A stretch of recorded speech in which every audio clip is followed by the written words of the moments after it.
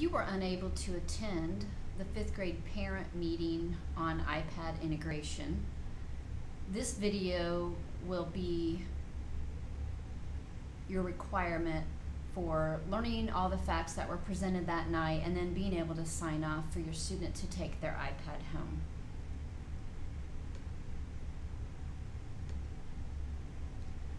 So some might ask why we have iPads or why we chose iPads as our device, and there are many reasons. One is that they're interactive, they're intuitive for the students, and these students have been using iPads since kindergarten, so it's a device that is well known to them. iPads are a device that help us to go paperless. That's not paperless, as we still recognize that there's a need for paper in the classroom, but it helps us to reduce the amount of paper that we use. We are currently working to bring about a more blended model where students learn in a traditional setting in the classroom as well as digitally, and the iPads allow us to achieve that. They also provide easy access through the Safari app to information on the World Wide Web. They are very durable, and the creative features that are on the iPad are appropriate for our students in the 5th grade. They have access to cameras, to video, to presentation software. And it's also worth noting that the iPad that was registered to your child this year, they will also get again in the 6th grade. In the 7th grade, starting this year, we are now using MacBooks.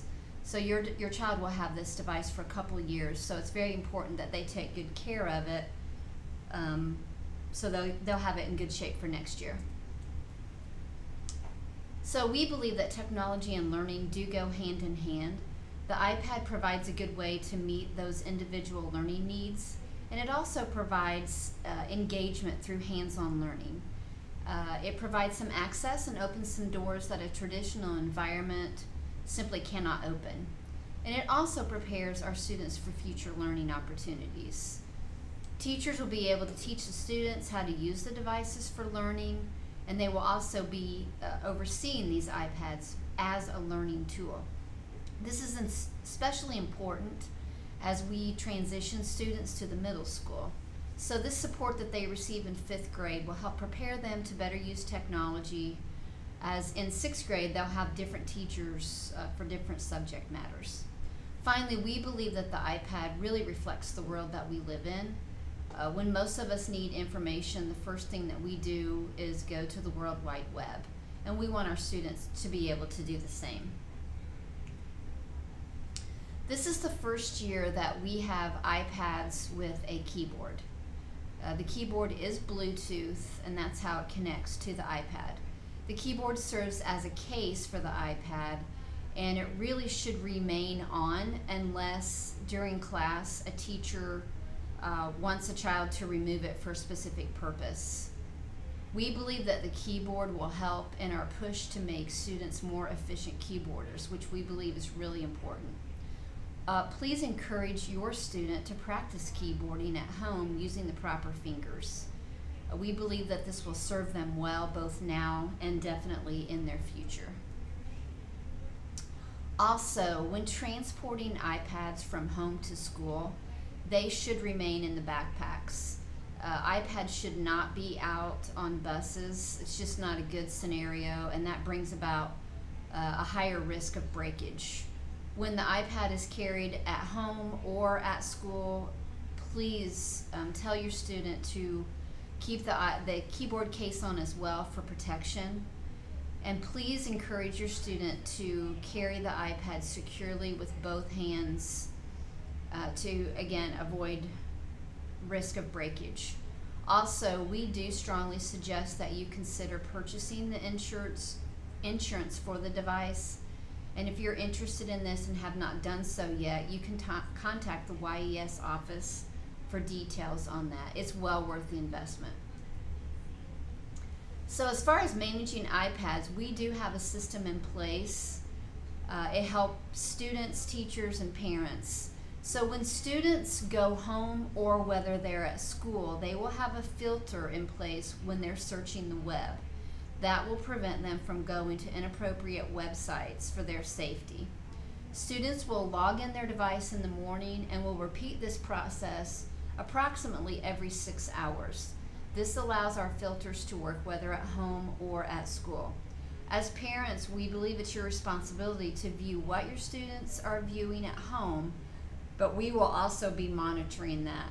We are able to track all internet searches that a student performs, and students are aware of this. As far as downloading apps, we do not want students at this time to have any type of an iTunes account added to their iPad. We will provide them with every app that they need for the learning environment. 5th grade teachers do not want students to have access to the iTunes until they are ready. This will likely be during 2nd semester, so please do not put an iTunes account on this school-issued device. This is a learning tool, and we do want to keep that the main focus. Even when iTunes accounts are allowed, you as a parent will have the right to say no, that you would prefer that your child not have an iTunes account. Storage space is limited on the iPad, so there's not a lot of room for students to download games and music. And remember, the main focus for use of this iPad is a learning tool. There are also iPad guidelines that students have seen and that will be posted on the school website. Students are to bring their iPads to school every day. It's not okay for them to leave those at home, because they will be used in their classroom and they will miss out on those lessons and opportunities. They are also responsible for having their iPad charged and ready for use. The best practice would be to plug the iPad in at night before going to bed. We realize that this is a big new responsibility for students, but it will soon become a habit if they do this on a regular basis. They must follow those iPad guidelines, and it would be a good idea for parents to go over those as well with your student. We do teach digital citizenship here at Yorktown Elementary, and we believe it's very important. Our teachers do a good job of teaching digital citizenship in the classroom. They will participate in an ongoing program called Digital Compass. Well, they will work on digital citizenship activities, and each teacher will also establish expectations for educational use. The teachers talk to students about think before posting anything. They need to ensure that what they are posting is true, it's not hurtful, it's not illegal, it's necessary, and it's kind. As parents, we would encourage you to also talk with your students about that and model those same behaviors with them. Common Sense Media is a great place to go for all about digital citizenship and how to behave in the online environment. There is a section for parents, and this would be a great resource for you to use as a family with your students. Students will have access to digital content that is both teacher created and packaged curriculum. We use Canvas as our learning management system. Students can log into these assignments, complete discussions, and even collaborate. This is a safe area for students to interact with teachers and students. It is a good tool that is used across the Yorktown Community Schools district. iPads can also be used for everyday math, which is used in their math class, and iPads can also give students the opportunity to show what they know in using technology. This allows students to go beyond tests and quizzes and show what they know through presentations and voices. It allows students to have a choice in showing their knowledge, and we believe that this is really important. After you sign up that you have completed this training, your student will get to bring their iPad home. You can add your home network to your child's iPad, and you'll probably want to do that so that they have those internet capabilities at home. You can do this by going to Settings and then choose your home network under Wi-Fi. You can use any available network. Please do not forget the school's network on your child's iPad, or they may have difficulty in connecting when they return to school.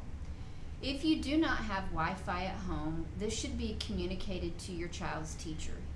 The teacher will advise the student what they will be able to work on at home without being connected.